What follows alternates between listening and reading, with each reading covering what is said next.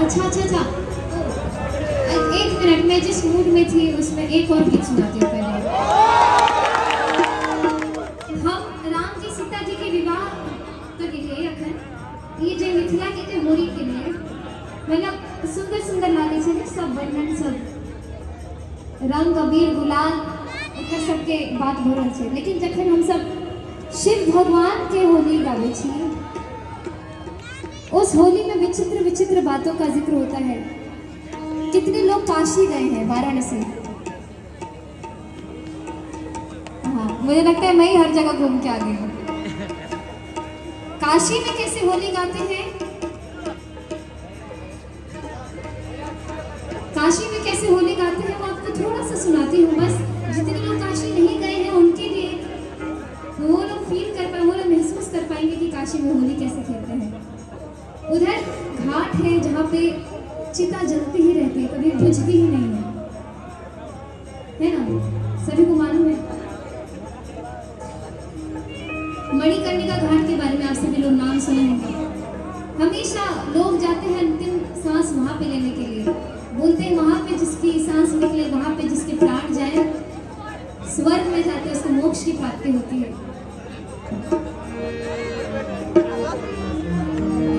अरे खेले मसाने में होली, दिगंबर खेले मसाने में होली।